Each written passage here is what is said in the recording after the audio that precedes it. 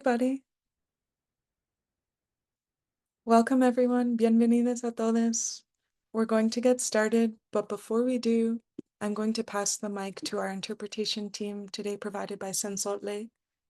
Thank you for being here. Bienvenidos a todos. Vamos a empezar pronto, pero antes de eso voy a pasar el micrófono al equipo de interpretación para explicarles cómo acceder a la interpretación. Hoy día estamos aquí con el apoyo de Sensotle para proveer de interpretación. Gracias. Bienvenidos. Hello, everyone. This is Ingrid, and I'm here with my co-interpreter Dulce from Sensontle Language Justice Co-op. Welcome to this multilingual space. Hola a todos, mi nombre es Ingrid y estoy aquí con mi co-intérprete Dulce de Sensontle, la Cooperativa de Justicia del Lenguaje, y les damos la bienvenida a este espacio multilingüe. Everyone who is not bilingual in Spanish and English will select an interpretation channel and I'll be providing the instructions momentarily. Todas las personas que no sean bilingües en inglés y español van a seleccionar un canal y ahora voy a proveer las instrucciones para cómo llegar ahí. To hear the interpretation from Spanish into English, please click on the globe on the bottom right, then click on English to hear the interpretation. Para escuchar la interpretación del inglés al español, por favor hacer clic en el globo que aparece a mano derecha, luego hagan clic en español para escuchar la interpretación. If you're joining via the Zoom app on your smartphone, you can click on the 3 dots, Language Interpretation, English, and Done. Si están llamando desde su teléfono móvil, pueden hacer clic en los 3 puntos, Interpretación de idiomas, Español y Finalizado.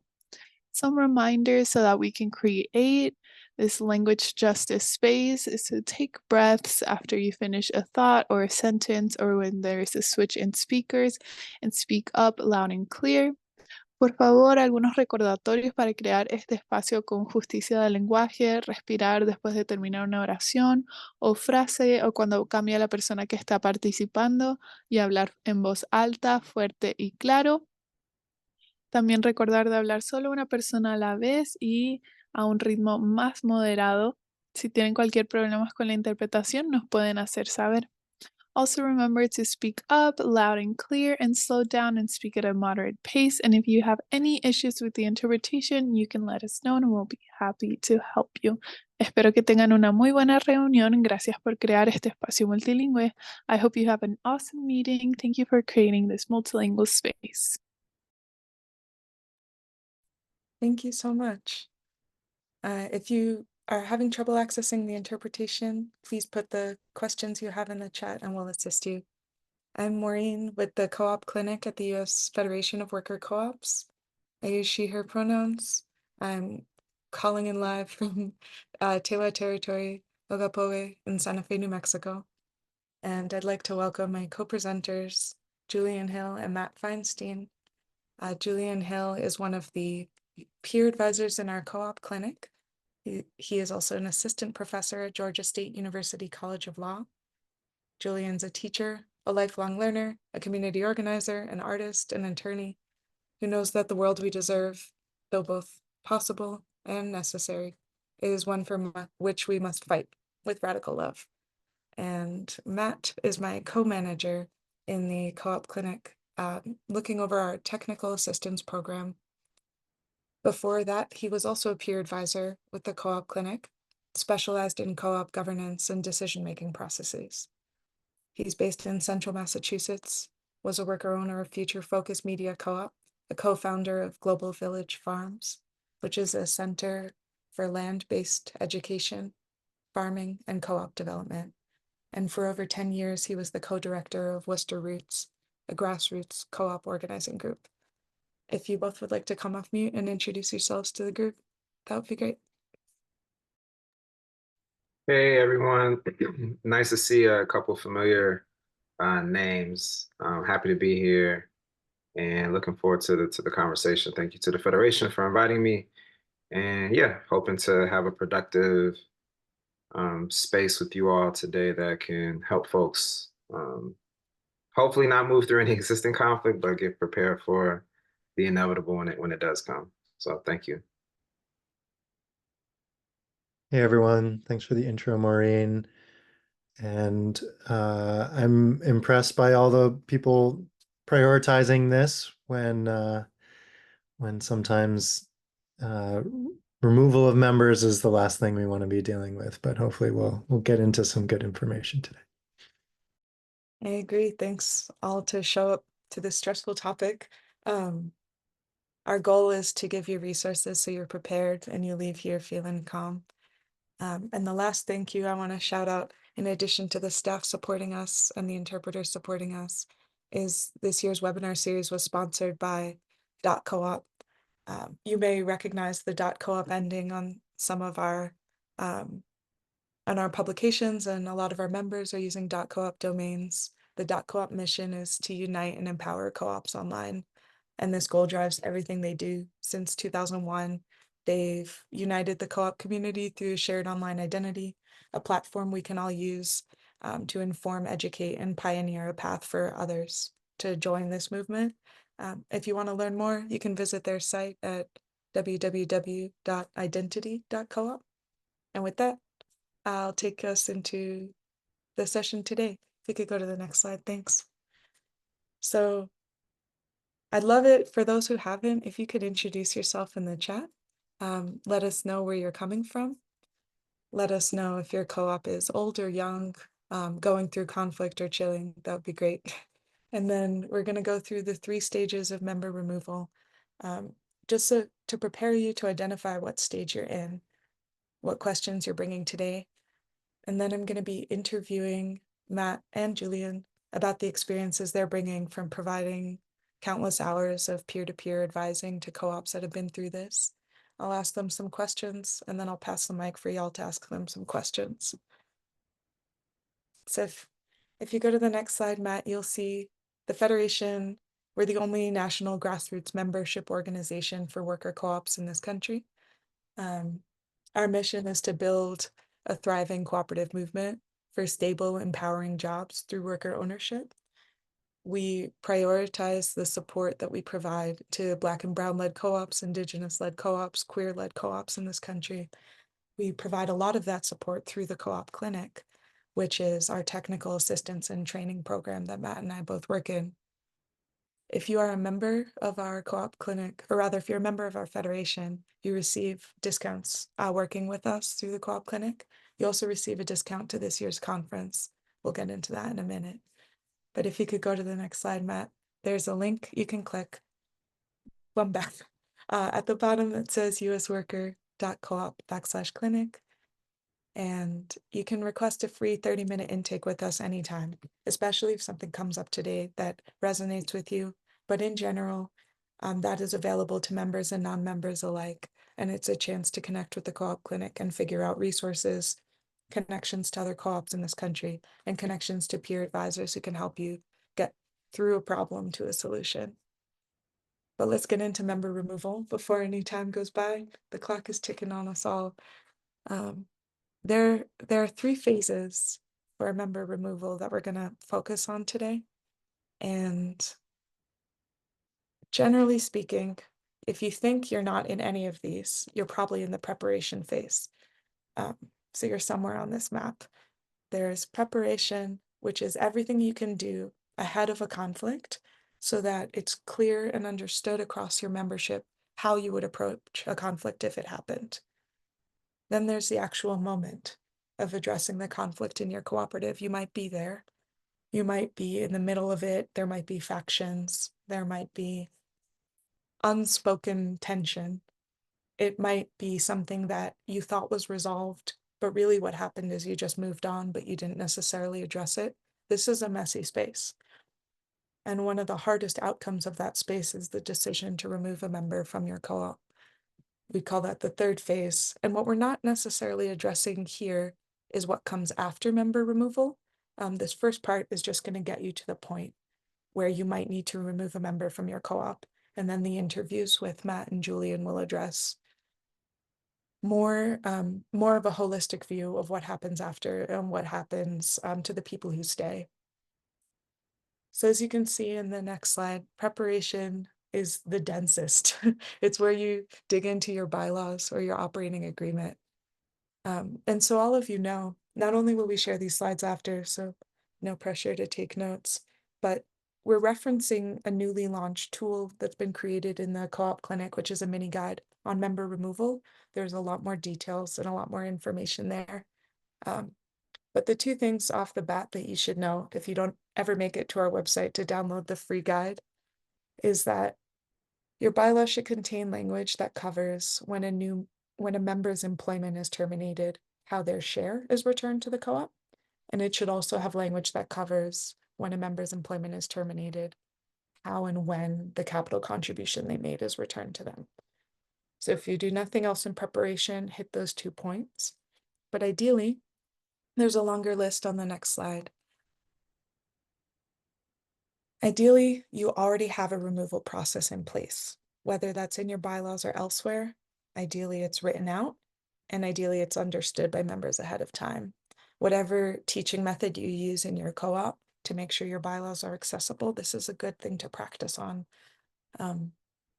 We have recommendations for how to make bylaws accessible. You can always hit up the Co-op Clinic to talk about it in your specific case, whether it's a multilingual space, a space with worker owners who have mixed levels of literacy. There's a lot of ways to make sure processes are understood, and often the bylaws are an intimidating document. What you do want to check is that your termination policies aren't in conflict with state labor or employment laws. And you want to check that your process would allow for quick action. We respect and encourage processes that include probation and levels of interview and reflection, but in instances of harm such as sexual assault, theft, or embezzlement, you want your process to have a trapdoor release. And the last thing I'll say on this is you want to make sure that it's a fair process for the person who is being considered for member removal, that they have an opportunity to directly address the grievance and inform whatever body, decision-making body it is that will be voting on their termination. So don't leave them out of the process. It's about them. We recommend a few things in addition to this. We have more resources for this. If you go to the next slide, you'll see we think evaluation systems can really support preventing conflict and shifting the focus from an individual to a cooperative organizational problem, because it's a space where you can routinely flag areas in your work that aren't working, areas in your supervision that aren't working, areas in your reporting back, contracting, operations, whatever it is. Having grievance policies is also useful. It's a way for workers to voice their problems before it gets to the point where potentially that turns into a member-to-member conflict or someone ceasing to follow through with the obligations of their job because of resentment or frustration. And a documented conflict process is helpful too. There's also something that's worth thinking about in advance, which is if you are going to remove a member, you're not just hopefully making that choice because it's the path forward to move through a conflict, but you're also making that choice because your operations and your governance have already been affected.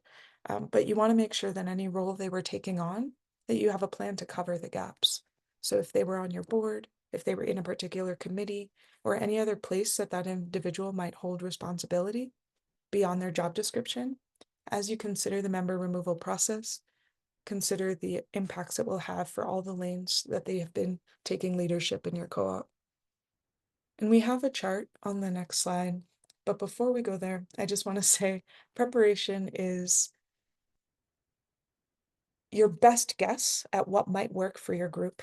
It may not, and that's why you have the line in your bylaws about how to modify your bylaws. If after going through a conflict, you realize that your documented policy, your grievance process, your evaluation systems weren't enough, go back and prepare for the next time.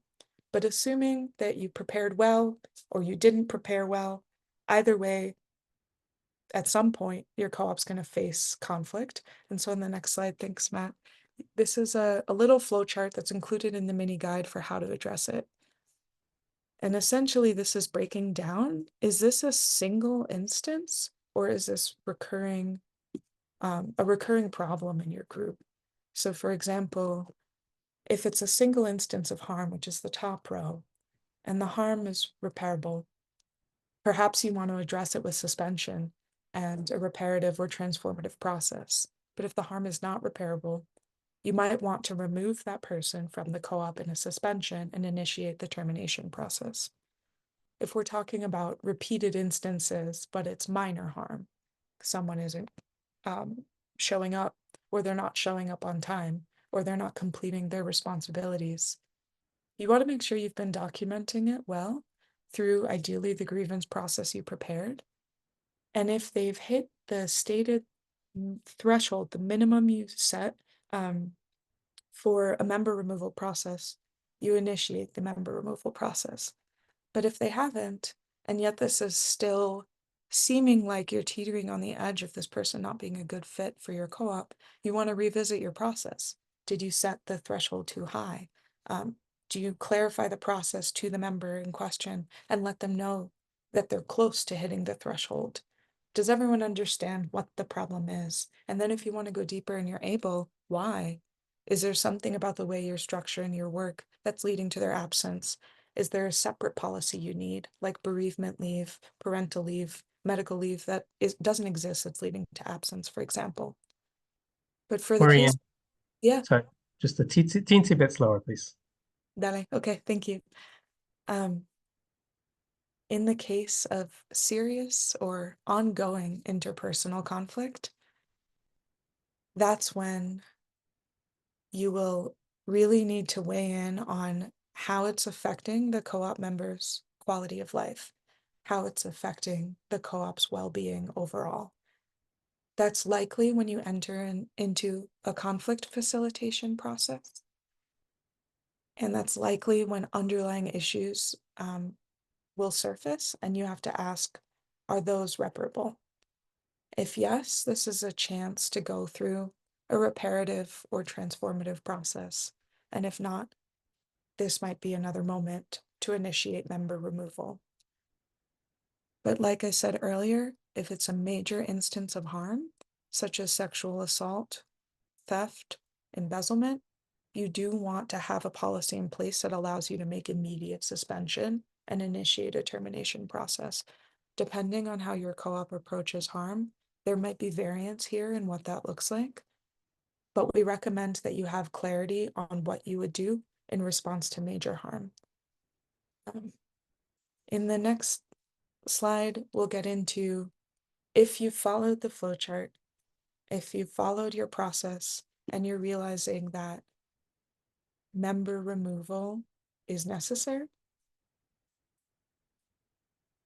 These are the steps and goals.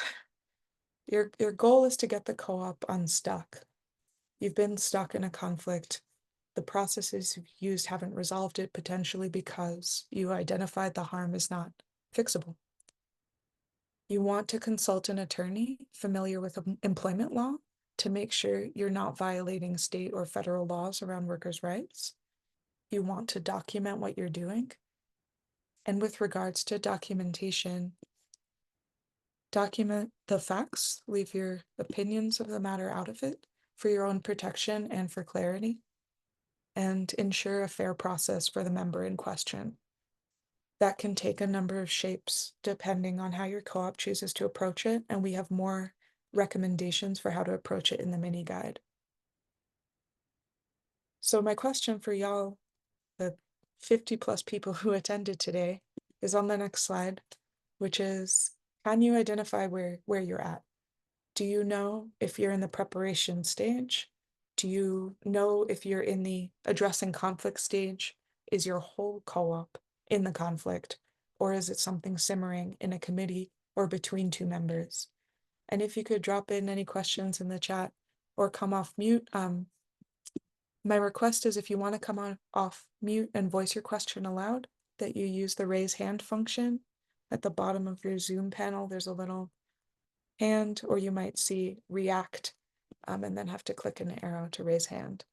But I'd love to know, and I'd love to bring the questions to Julian and Matt.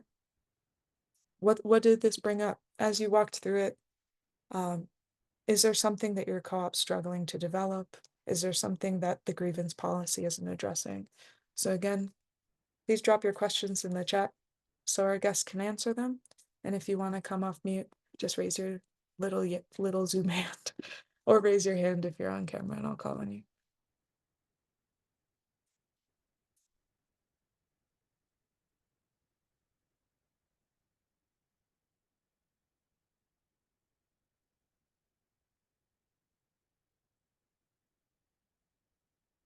I don't see any questions yet. Take your time formulating them. But while you do, I'm going to pass the floor to Julian and Matt.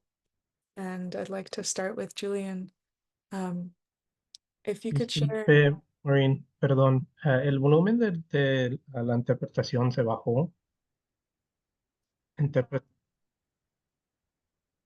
sí, Perdón, ¿te escucho en sí, español? ahora sí. ¿Estamos bien? Okay. I think we're good to go on. But if you're struggling with interpretation, let us know in the chat. And assuming we're good, Julian, if you could share any experiences you've had with co-ops going through this. I know I made it sound so cut and dry, so simple. No tears were shed in this presentation. So take it away with the realness, please. Thank you. Yeah, so I had it in my mind to maybe do maybe two examples, but I think I'm gonna just do one for now and maybe sort of integrate some of the stuff in the Q&A section. I think it's worth mentioning to just give some folks some context. I have been doing worker co-op work on the legal side in a couple different jurisdictions. So I started out in New York. I've done some work in DC, and now I'm doing some of that work in Atlanta. And conflict has come up in pretty much all of those spaces. And so I'll share one example that was mostly rooted in a conflict that was personal. It was sort of it wasn't rooted in necessarily misalignment. I've been involved with conflicts that were about that. It wasn't about someone misusing their position. I've seen conflicts like that as well. I could talk about that later. But it was mostly just kind of personalities, folks just having a lot of really violent communication with each other. And because it was a relatively small co-op, it was very, very disruptive, as you can imagine. And in this particular context, they had a governance document, they had, bylaws or operating agreement, and they didn't have a membership manual. And I think I want to lift that up as a distinguishing document from your governance document, where oftentimes for the co-ops that do that work, bless you, right? A lot of co-ops don't get as far necessarily in terms of filling out a membership manual, but it's kind of the document is kind of equivalent of an employee manual where you kind of lay out a lot of the operations. What I had encouraged these particular folks to do, because I was around with their formation, was even if you don't do the totality of your membership manual, at least do the conflict piece first, right? So you might have some details in your operating agreement, but some co-ops don't want to put like the 9-step process there, and so sometimes it'll just be a separate policy. It might be in a membership manual. So these folks didn't have that, which makes things pretty complicated, as you kind of mentioned before, because there was no clear process. There was no clear process, and without any sort of process, you didn't really have much to anchor the sort of resolution in that didn't feel subjective, right? One of the benefits of having a process is that you can, literally kind of go through and say, hey, we're at step one. People have buy-in because presumably it was adopted, right? Whether it's in your bylaws or some other document. But we didn't have that in this particular context. And one of the things that came up for me, and this wasn't brought up in your presentation, many, if not most people at this point, when we think about having a global pandemic, are moving in the world with some form of trauma, right? And so that trauma, those experiences are brought to the cooperative with them. And I think there's a little bit in the way of denial or at least an underappreciation of that, that I think also needs to be taken into consideration when it comes to preparation. Um, you were hitting on this a little bit in terms of how are we treating people, right? In terms of are there spaces for them to get services that they might need, whether it's around mental health, whether it's around bereavement, so on and so forth.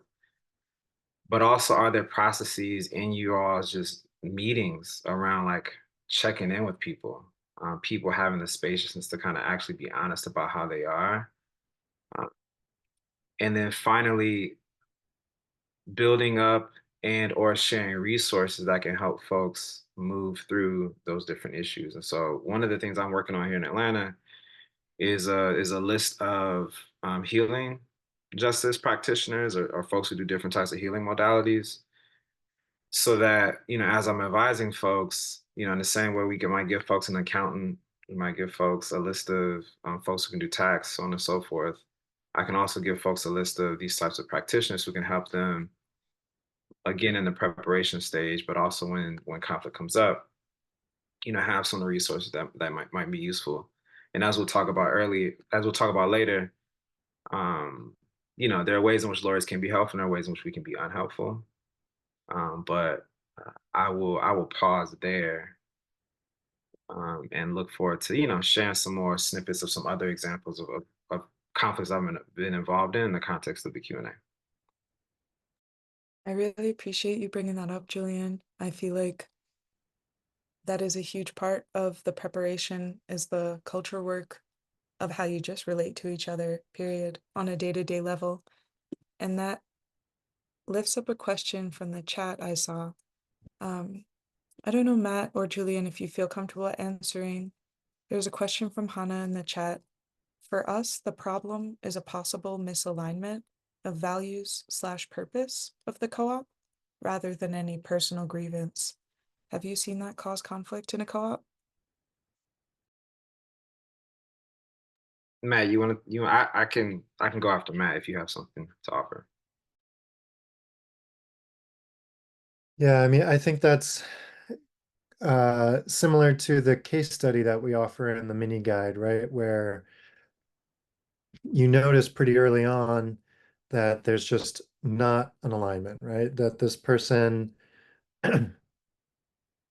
or even a couple people, if you're large enough, have values that don't jive with the adopted values of the cooperative.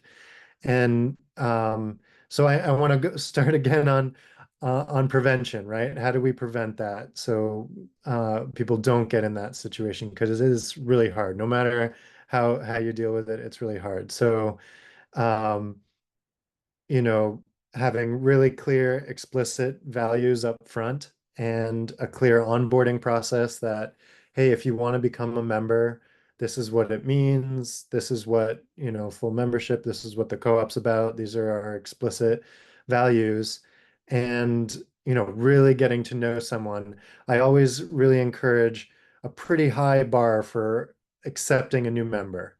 Once and if possible, a nice and long trial or probationary period, right? So you can really get a sense if the person is a good fit, and a pretty high bar for voting, a pretty high bar for requirements, and then in your documents, a pretty low threshold for removal, if possible, right? A single majority vote, because if there's that one person causing just enough harm to really get the co-op stuck, but has a couple allies and you have a supermajority vote or a consensus -1 kind of thing in your bylaws to remove that person, and they have an ally or two, but they're really causing that ongoing harm, and you just haven't been able to address it, then it's really challenging. So again, it's those values as much as you can do on the prevention side. But then the question is, okay, you didn't know this person had those values, somehow it didn't come up in the process, and how do you address that? And that's a tricky one. And um, yeah,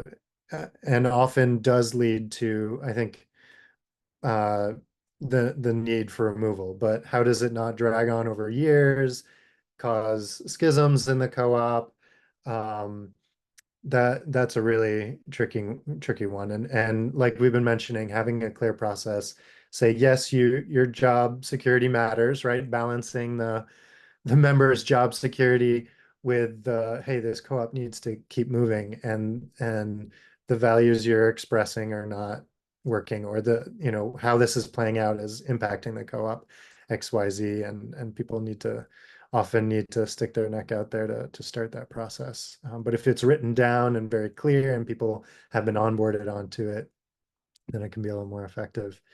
Um, yeah, I could chime in a little later with some more examples, but I'll pass it to Julian on that question. Yeah, thank you, Hannah, for this offering. So, two things that come to mind for me. I think one is, I'll note, in addition to being a lawyer, I'm also an organizer, and I'm also working on a cooperative as well. So I'm bringing those kind of different lenses in this space. So one of the things that was useful in my organizing home, Black Youth Project 100, BYP 100, when I was involved, was we had some very clear definitions of different terms and examples, right? So, and it wasn't perfect, but it was helpful, and I think is helpful as I work through building out our conflict transformation process with the cooperative that I'm in. And so, kind of having a clear sense of, what is conflict? What is, harm, if that's something different? Like I know Maureen was mentioning earlier, there's certain times in which you need to sort of escalate things. Abuse, what is abuse?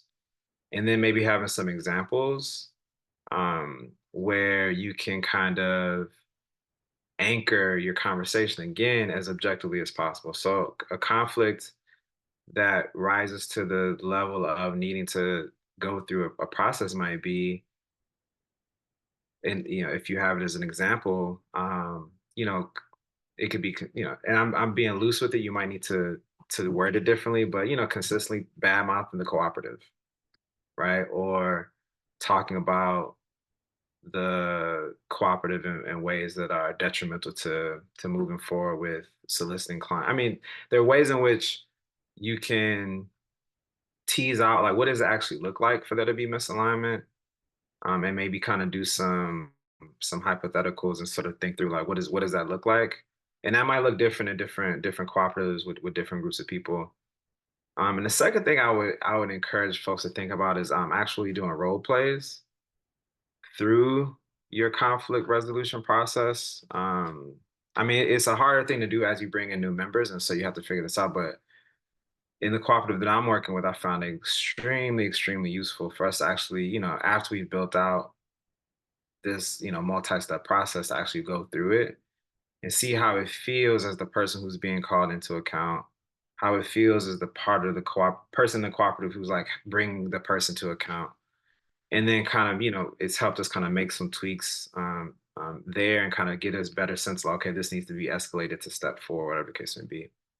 The final thing I'll say on this is it's important to have a somewhat clear politic around what you mean around accountability, because for some folks accountability is rather punitive, right? It's very much, you do something wrong, we're not really going to take into account context.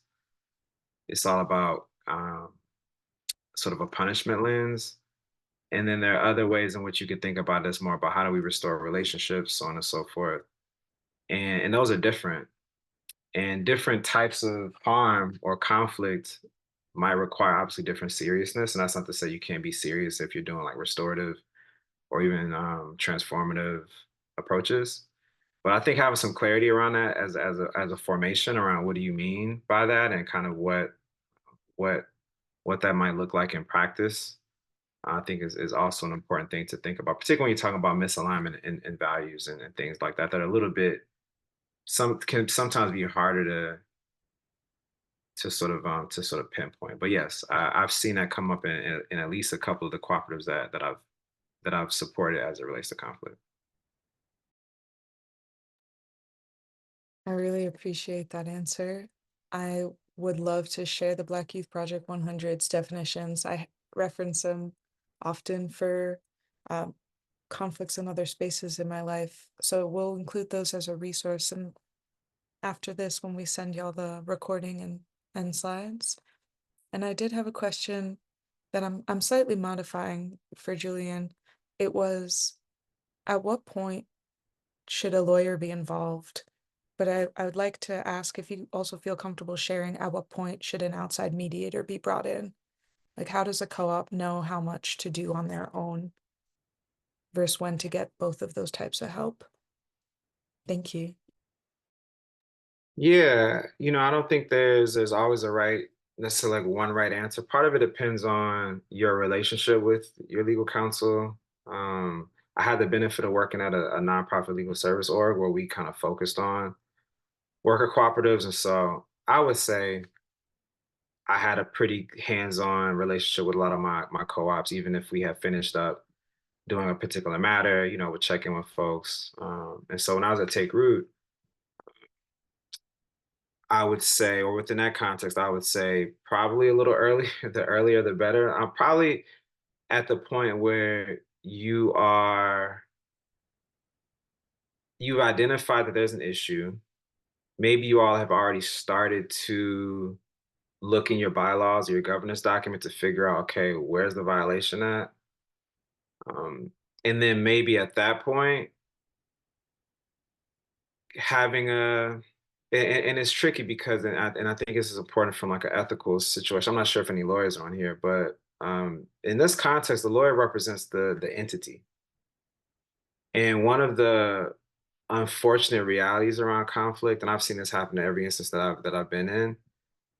And on the one hand, I'm representing the co-op, but on the other hand, it's like I still want this process to be something that like holds on to people's humanity, but oftentimes it's very, very hard for an exiting cooperative member to find legal counsel or to find someone who can support them because the lawyer for the co-op can get into some trickle ethical issues if they're trying to also advise the exiting member, right? So I've had situations where they're emailing me and I'm just like, yeah, but da da da da da. And so I think once you kind of identified an issue um, and figured out a way to, because typically there's like one or two reps who I would be in contact with. It's not the case that like all 9 members would be reaching out to me all the time. And so in that context, can give a little bit of advice to make sure people are following the protocols and like they've laid out a plan. I can just give some advice, right? Okay, well, you said you want to do this as the first step, but actually, according to your membership manual and the steps, have you done this part? And so getting someone involved there, I would say the lawyer.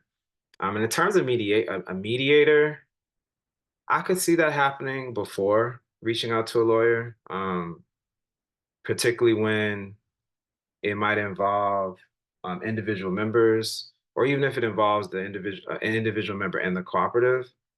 And there's the tension there that is hard to resolve between those two parties. And say, okay, we want to get a mediator involved.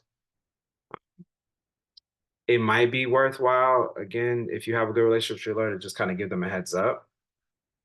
But the hard issues for me are typically when people kind of reach out pretty late, right? They've already kind of sent something out to the member. They've already started having meetings without inviting the member, or maybe made some decisions. So earlier is probably better just to make sure you're not skipping any steps and then potentially putting yourself into some sort of liability. Because I have had a situation where that person ended up, I don't know if they ended up ultimately pursuing litigation, but they at least threatened it, right? And so one of the things to take into account is that oftentimes a lot of the lawyers doing co-op work, like myself, we don't actually do work around litigation or stuff involving judges. And so if things escalate in that way, then we might have to find some other resources for you. And sometimes that can be avoided if a lawyer is brought in a little bit earlier to make sure that things are moving in a way that is both compliant with you all's actual documentation and also the law. I really appreciate that nuance because I know I panic at the idea of a lawyer, and it's been really healing to meet radical lawyers who don't mean court when they say law. Um, and that brings us to another audience question, which is I'm going to fuse with the question on the next slide, if you could, Matt. So, question 5 is, how do you best approach healing from the conflict if the conflict generated an urgent situation? So, if something had to be prioritized over processing, like money was mismanaged or embezzled, fees were accrued, the co-op's in crisis, it might feel hard to prioritize the conflict itself when you're just trying to, you caught embezzlement, you caught um, someone wasn't depositing checks or stealing cash. So the question is for Matt first, but what I want to tie in is that's just one reason among many, including conflict avoidance and fear, that would lead to people not wanting to go into the conflict processing work. Um, so the question in the chat from Rachel was, I love the point of getting the co-op unstuck. I've often seen co-ops not want to pursue these policies of member removal out of commitment to a person being part of the co-op, even if it's resulting in the co-op staying stuck. So overall, Matt, are there suggestions for how to engage members to support folks in removing a member, even when it's hard, even when there's other work to do? And thank you.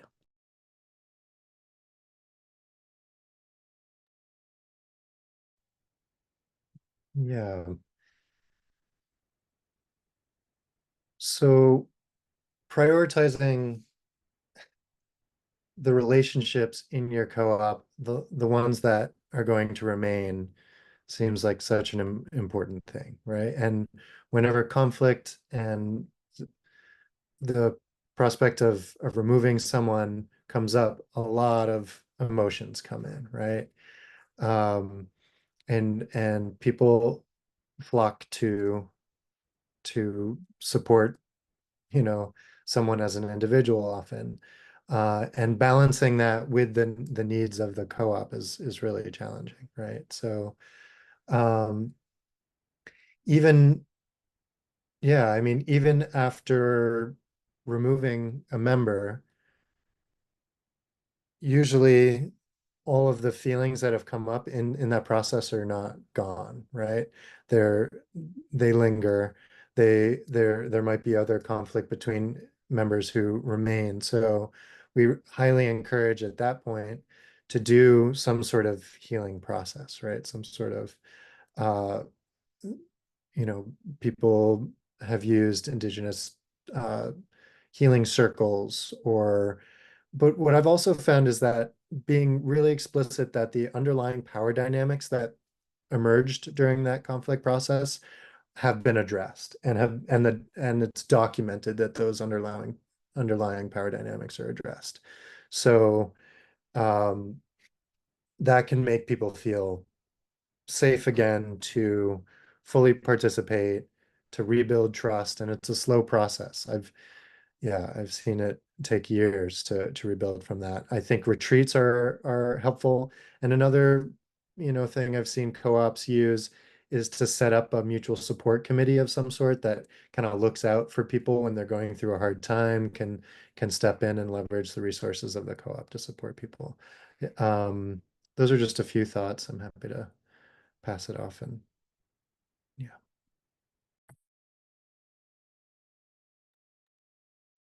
Go ahead. Yeah, the one thing I would add is that, and this is kind of to Matt's point, people might feel betrayal, people might feel deceived. Like there's a lot of really strong emotions that can flow from someone being removed. And I think those emotions are stronger, they seem to be stronger where there wasn't buy-in in the process itself. And so I just really think it's important on the preparation front And I know it's time, right? You know, you got things you got to do, and it's hard. But whether it's through role plays or just like even revisiting it periodically, just making sure that there's buy-in so that people feel like it's a process that they can trust, is really important, I think, for helping the healing process kind of move a little bit uh, more humanely and a little bit more effectively. But I haven't seen any situations where there weren't hurt feelings, on one or two parties, and so I think some of the things that Matt mentioned, are pretty good strategies to. And sometimes it might be a thing. The last thing I mentioned is it might be a matter of like just taking some time, some distance from it. And so I remember one thing that I was involved in where the person leaving actually really had an issue with me, right? As the lawyer who helped facilitate this process. It took us about a year to really have another conversation. And so part of it too is also thinking about time and how time plays a role in people's healing. And it differs for person to person, and just being, I think importantly, being respectful of people's boundaries, because there might be a need for people to take some space, and just being respectful of that. Thank you for both of you for sharing that. It brought up a question that is linked to an anonymous question that came in through the chat, which is in the instance where the the harm or the conflict wasn't visible to the whole cooperative, and in the instance where details had to be kept confidential for legal reasons.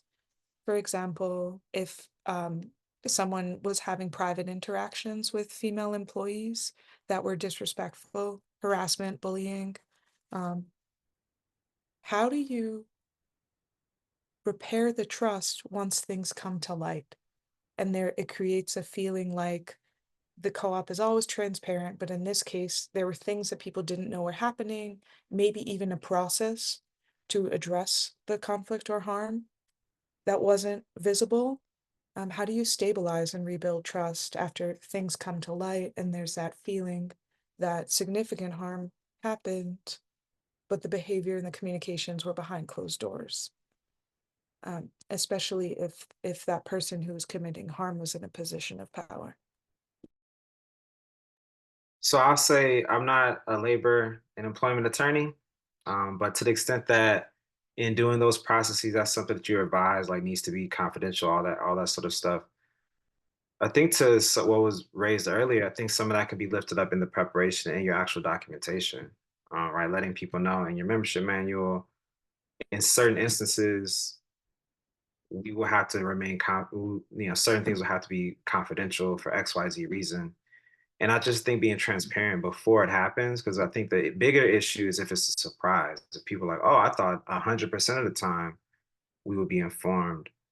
Whereas you could kind of help mitigate some of those feelings if if in advance you say, hey, look, as a general matter, this is what we want to be as an organization, like transparent. But we've been advised by counsel that in these three instances, or and with certain types of harms, and maybe you kind of just throw a smattering of them that might fall within that category. Only the healing or only the grievance committee can be involved, or whatever the case may be. So I think just trying to be as transparent as you can in advance, particularly if that's something that you've been advised by counsel to do. Matt, did you want to weigh in too? Then I think because it keeps coming back to preparation, we should go back a slide. And Matt, if there's any additional preparation, guidance for prevention and being prepared that you want to share.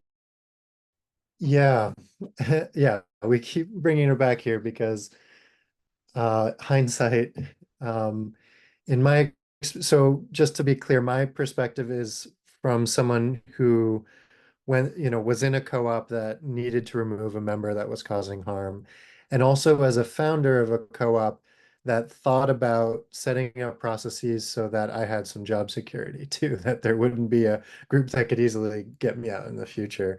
But I haven't been a member, that experience being removed unfairly or anything like that. So if that exists, it'd be great to have that perspective. But in terms of prevention, again, Julian's mentioned it, Maureen too, good bylaws, and not just in terms of the explanation of removal, but good definitions of membership. So for example, I was in a co-op for many years that we operated by consensus in, our thousands and thousands of meetings and even through some conflicts. But when there was a conflict that was so uh, tough for us to move through that it came to a place where we needed to remove a member, then we finally looked at the bylaws and we looked at our conflict process.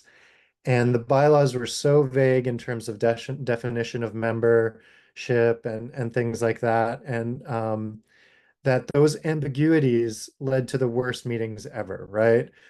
These aggressive setup of agenda and manipulation of agendas and voting in a way that, was so like us versus them in a way that we just hadn't seen in, over 10 years. Um, so other parts of your bylaws are key too. Definition of membership, for example, and then basic processes like documentation of attendance or follow through on basic, on fundamental requirements. So another example um, of a co-op I wasn't part of but supported dealt with um, members who really wanted to be very involved in the governance, right? But weren't holding their end of the responsibility on the work side, right? They weren't showing up, they weren't carrying out, basic duties that they were needed. So the co-op was stuck, right? These folks who had become full members were trying to,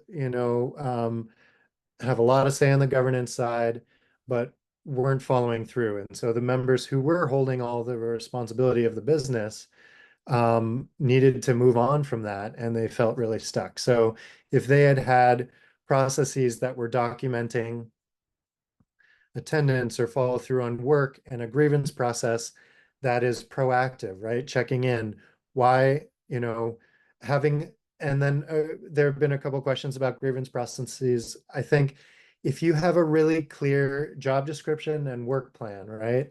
That's what you can base those evaluations on, right? If there's nothing to base them on, then it's going to be, whatever is currently going on with that with that person. But if you can base it on something concrete and be proactive about it, you can catch little stuff before it snowballs into something really big.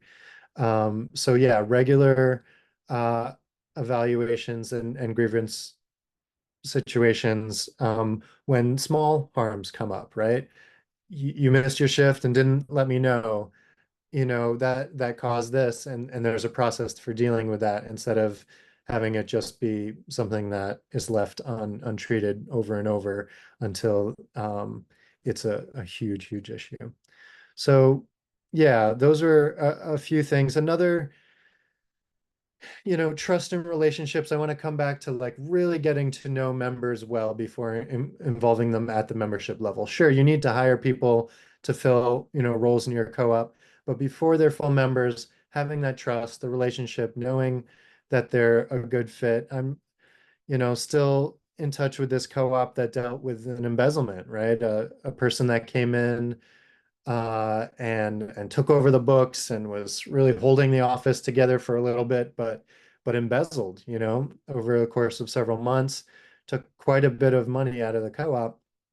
And now 2 years later, they're still dealing with trying to get some of that money back and being worried about the countersuits from that person about wrongful, removal because of documentation during the removal process.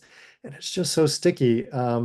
And so learning from that situation, like it's again, before this person became a member, could we have done a better process and, really knowing that this person should have full access as a member.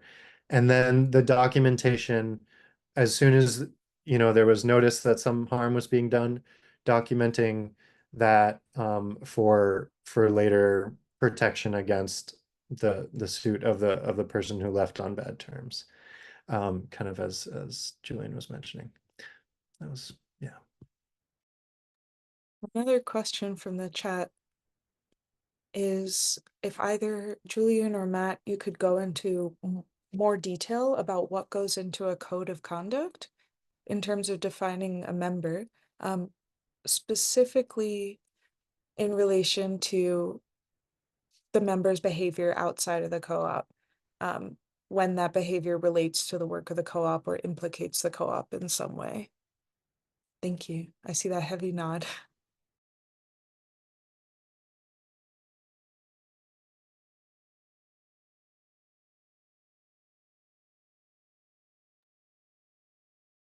Yeah, I haven't worked with any cooperatives around a code of conduct in that particular, at least in that particular framing. Um, as it relates to things that happen outside of the cooperative, some of that stuff is captured in sort of the other processes that we've developed, in the sense of conflict can also involve people outside of the cooperative. Or I've had a couple cooperatives where they wanted their conflict transformation policy to go beyond just people within the cooperative. But I don't have any really good stuff on that. Anything I would offer would just be sort of some things to think about. And so, in that context, I think having some clear definitions and some examples, right? I think examples are often helpful, right? So, physical violence against, a customer or something to that effect, or just kind of things that you can, when things happen, you can be like, look, you smacked the customer, right? And our code of conduct, one of the things we talk about in terms of being respectful is not harming customers, right? Physically or otherwise. And so, um, that's that's where I'll leave it for now. Man, I don't know if you wanted to chime in. Yeah, just explicit principles or values that can be, really clearly stated and out there for the onboarding process. So that's what you can fall back on, right? If there's a question and, well, this person didn't know, or, this person's doing this outside of work and it's not impacting us here, and that's their right or free speech kind of thing. But then bringing in, well, that still has an impact, right? This is our values. And if this person isn't able to address that or show that they're working on it, then, it does need to be addressed here, or there needs to be some sort of uh, restoration process. I'd also like to share we have a peer network as the Federation, which is the Operations and Human Resources Peer Network. It's a listserv only. So if you wanted to join the listserv and email questions in for sample policies, co-op to co-op, we can share that in the chat. I'll put the link how to join at the end. And I see, Evelyn, you have to go, but I'll ask your question for the sake of the recording so you can review the answer later. I see Julian answered in the chat, and I'm hoping, Matt, you could weigh in too. When there's conflict between two members, is it recommended to inform the rest of the co-op so in general, the member doesn't feel alone in the process of trying to resolve it? And when it is brought up, if members respond and say, you two deal with it, this isn't a co-op wide problem, how would you go about having these conversations so that everyone is heard?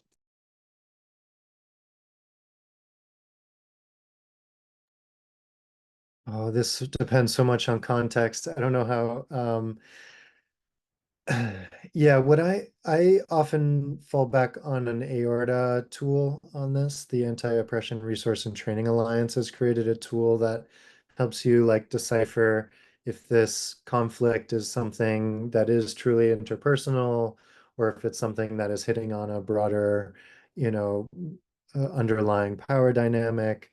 And I think if it's the latter, right, then at least the other members or people very invested in that team or something like that should be informed. But it is so context driven there that might be hard to generalize on. But that link that tool is linked in the mini guide we're sharing here too.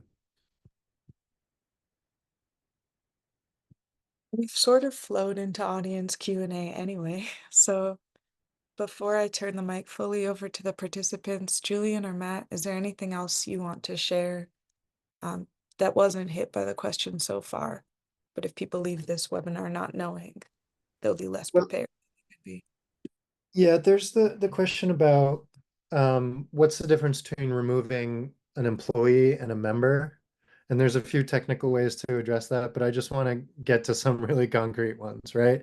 The difference, if you're removing a member, then they likely have a capital account of some sort, whether that's their membership fee, uh, or if you use internal capital accounts, right? Then and something has accrued into their internal capital account, you need to pay that back, right? And that's usually in your bylaws on how that's done. Um, so first of all, don't threaten to to not give that back because the person caused harm. That is owed to the person no matter what, right? If they're a member and they're owed that. Um, and then the other thing is to separate employment status, right? From the membership status. It's two processes, right? You can suspend someone because they're causing a current harm and you need to suspend someone. But then the member status, that's something you should have a larger process about. And it was mentioned in Maureen's overview in the beginning, but a person should have the right to be heard directly, right, by the group that's in charge of deciding their removal or not. So however you set that up, we're trying to do better than corporate America in providing some job security for our members, right? So they should be able to plead their case, right? And it'd be great to make that explicit as you set up your processes. Those are just two key components that is different about a co-op membership as opposed to a job in another type of company. One thing I might add that hasn't come up, I don't think explicitly, is just thinking about what sorts of trainings might be useful for members around things that might not seem like they're around conflict, but I found in most of the instances where someone was being asked to be removed, like the communication was just off. Like people were just disrespectful. People like calling people names, rooting their critiques in things that seem very subjective. So even stuff like maybe some sort of training or some tools around like communication, right? And like how to to to be able to name an issue. I mean, first be able to assess an issue and see, okay, is this something that rises to the level of whatever we've defined as a conflict, whatever we've defined as something that's abusive, or whatever the case may be. And then being able to have the conversation with someone in a way that is respectful. And I think there's a lot of ways in which things can get escalated just from poor communication, verbally as well as written. And so, there are other things. I know Matt had mentioned different circle frameworks, and then part of it too is distinguishing what is it that the cooperative can hold, and what do you need to outsource to people who have like professional skills who can help you move through things. And again, I think that's a space where, as someone who provides legal counsel, I'm trying to also kind of build up a list of resources that I can start giving to clients to kind of help move through those sorts of things.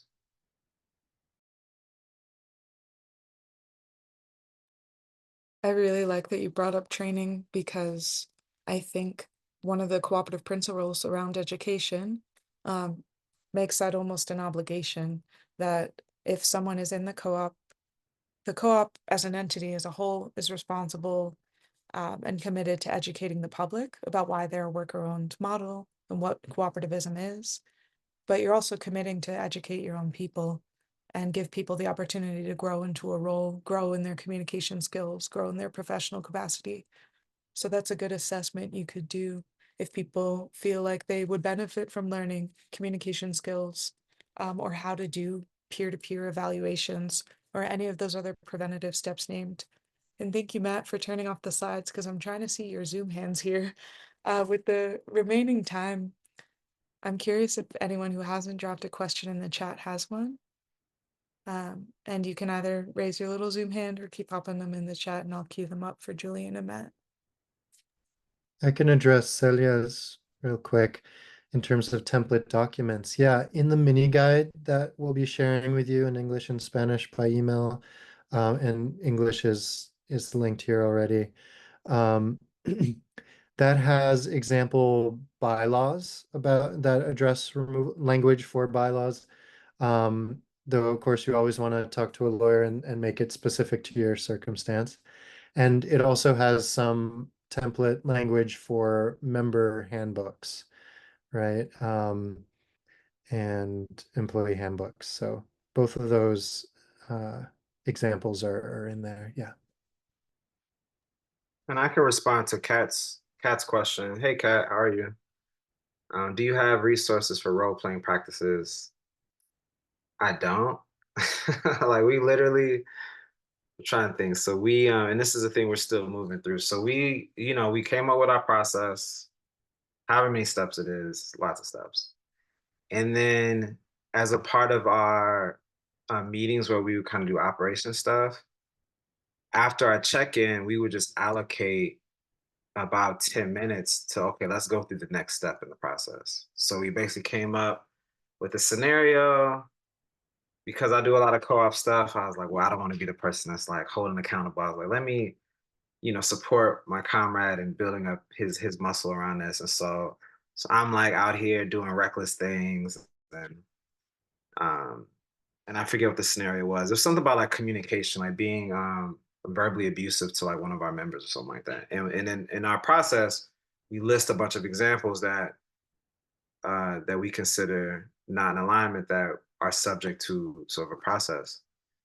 And so I say, okay, you're calling me in to have this conversation and scene.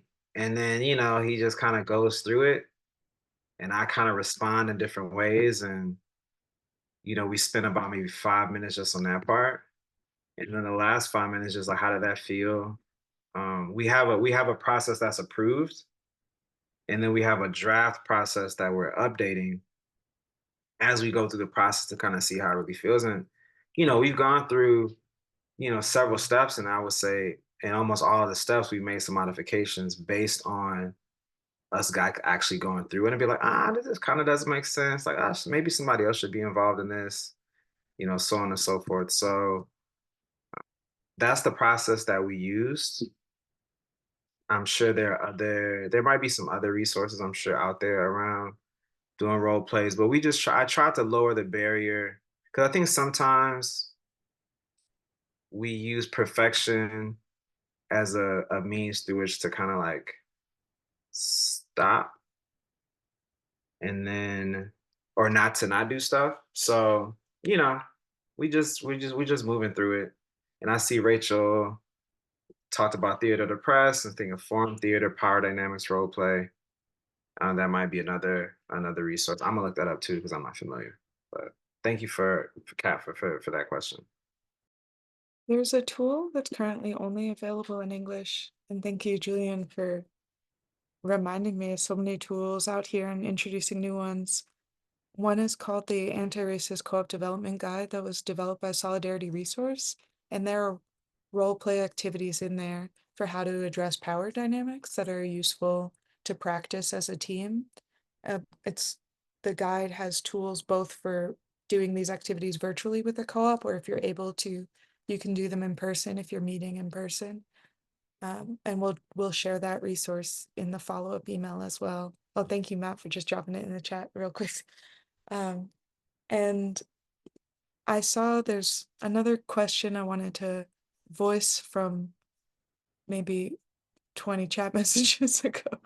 Um, if we're doing any of these processes for the point of preparing and diffusing tension, but it still gets to the point where the processes they're not hitting, they're not resolving, um, they're not solving or closing the circle, the loop of conflict, but people are still just hesitant to take the step to member removal, even though they've role played, even though it's what's next. Is there any step to bring people over the ledge, so to speak, to get to the point where they just recognize the need and take the plunge? Thank you.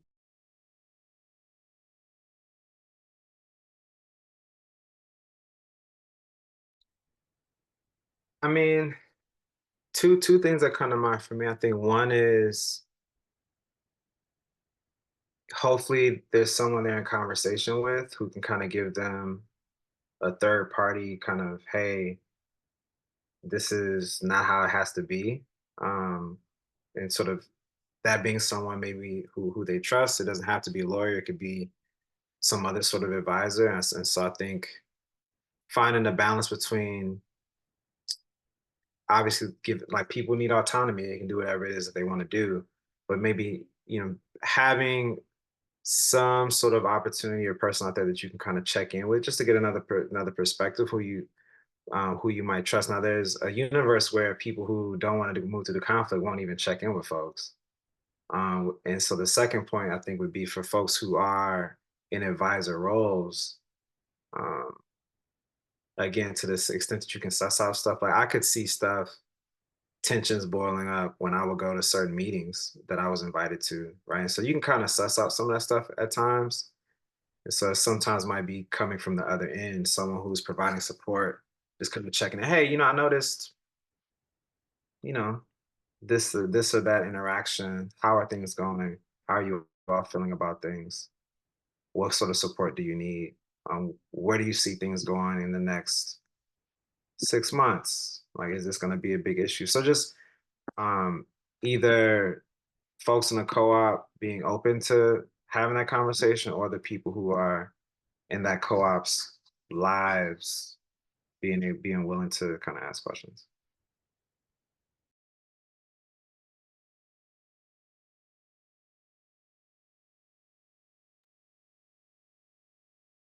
Matt, I don't know if you wanted to address that question before we move to Dilcia. All right, go ahead, Dilcia. Also, hey, good to see you. Hola, ¿me escuchan? O sea, Hello, hola a can you hear todos. me?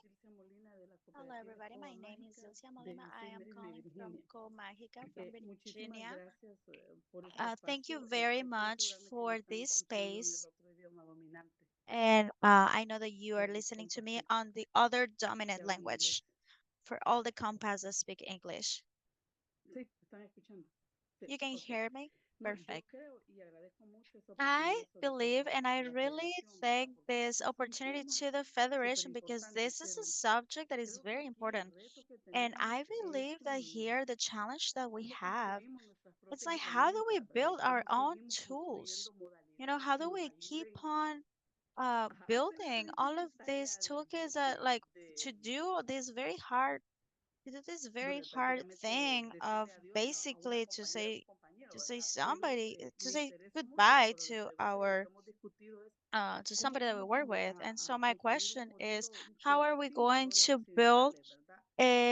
a Porque una de las cosas model que a mí más me da with miedo es toda esta onda de los with recursos these values? Because humanos the thing that I am y the a most veces worried es about is de la like experiencia que he tenido, human la gente rights And and yeah, there's been people that inside of the same co-ops that they call the police, or like the values that we have about like when somebody has to leave the co-op, it doesn't have to deal with the cooperativism values. But if we are still using colonial values, we are not reaching the goal of creating all of these resources and opportunities for all the global community, people of color, etc. And then, so what I wanted to talk about the human rights is that we tend to copy what it's already has been done. And so that doesn't really help to us at all because it's like if you go back to e-verify in the co-ops, it's like that is so colonial, that value. And so with human values, human rights, it's about the people. And like whenever we do that, like how are we going to revise this that it really aligns with all of the immigrant um values and everything else. And so whenever we're talking about like mainstream things that are already there, probably just to reevaluate what we really want to do with our co-ops. And so I think and I believe that we are in front of a very Thank you, big Dulce. I think challenge. that is so key. We're trying to make something, that is more democratic, that often is less hierarchical than other places, and we want to have it connected to our values. That's so key. But what we also see, and kind of to address Sam's question here too, it's like while we're trying to do that, we often, you know, are too loose on the um, what if people are reproducing that harm in our inside our co-op kind of situation. So like I've had that happen too, Sam, where there's some harm happening and a process is needed, and um a person or some people are just saying, oh, we don't need to, we don't need to go that way, or, what you're saying, focusing on the words and how things are being said instead of like, no, this needs to be addressed. And so having, again, going back to prevention a little bit, but having a clear process, you can make it up at the moment too. Like, okay, if these things aren't addressed, we agree as a group, right? That these things need to be addressed by this party and these things need to be addressed by this side of the conflict. And if they're not, we have clear processes and something's going to need to happen. And you need to stick your neck out there and say, yeah, there's going to be consequences. Otherwise, I've just seen it so many times that co-ops get stuck in this place of like not wanting to, you know, address the underlying thing for fear that it will cause larger conflict or that one person will be, uh, you know, impacted negatively. So yeah, those are just a few thoughts. Align yourself with the values, but have the processes to deal with harms as they replicate, systems of oppression inside your co-op. Yeah, I love these questions. And I think one thing that feel like is lurking behind a lot of these conversations is that there are people who see worker cooperatives as doing capitalism better. And there are people who see worker cooperatives as actually part of a larger solidarity economic movement that's trying to do something a bit more transformative. And, there's sort of like a spectrum, right? And so when I think about, the US Social Forum in Atlanta, which I didn't attend, they're alongside this critique of capitalism and neoliberal policies that tending to it were like healers and people thinking about healing justice and like the healing justice framework really, at least in the contemporary iteration of it, really kind of taking hold with this recognition that all these carceral logics, all these ideas around perfectionism, all these ideas around work, work, work, hustle, hustle, hustle, were like killing people. Like people were dying, like Black women, femmes, folks who are disabled, so on and so forth, were dying at early ages because people were trying to do movement work and some of this other work that's a bit more transformative while maintaining a lot of the same values and ethics and practices from the same systems that are like oppressing most of us, right? That we're trying to create cooperatives as an alternative to. So I think part of it is just seeing where you're at in the spectrum and seeing where your members are in the spectrum, because that might be a source of conflict in the sense that some people want to hold on to some of those things that they learned in the corporation that they came from, right? All of us have worked in traditional companies. And so I think some of the issue stems from just having conversation on like, what are we doing here? Like, what are we really doing here? And one of the things I borrow from my movement spaces, and this is kind of more responsive to Sam, who I'm not sure if you're still here, Sam Dip, but it's all good, is the role plays that I was talking about as it relates to conflict, we would just do randomly before some meetings. So like once every month or two, when we did our check-ins, we would just say, hey, here's a scenario. One of our members did this. I want you to kind of just do a one-on-one. How would you have that conversation with that person? Because I think part of it is it's hard to expect people to move into conflict if they're not building the muscle around it. Like, how do you even approach people when you have a disagreement, right? If you're not engaging in it periodically, right? People might be able to do it with family, they might be able to do it with friends, right? But in a workspace, it is different. It can be feel very different. So finding ways to give people the space. Again, this has been helpful for me to just say, hey, okay, we're doing our check-ins. We're going to spend 10 minutes. One of our members, we think that they might be stealing money. Let's spend 5 minutes just, you know, you're A, you're B, and just talk through it and then debrief and say, what was hard? What was easy? Do people feel like they're equipped to have these conversations? All right, let's think about some resources and tools and people we can reach out to do that. Because what I found is people want to avoid conflict. They want to avoid making a conflict resolution process. They want to avoid like dealing with conflict oftentimes, not all the time.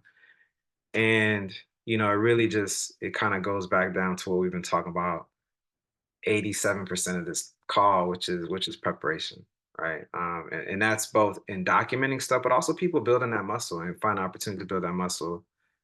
And I think to Dilcia's question, being intentional about what values and what vision for the world are those practices connected to, right? I hope that's helpful.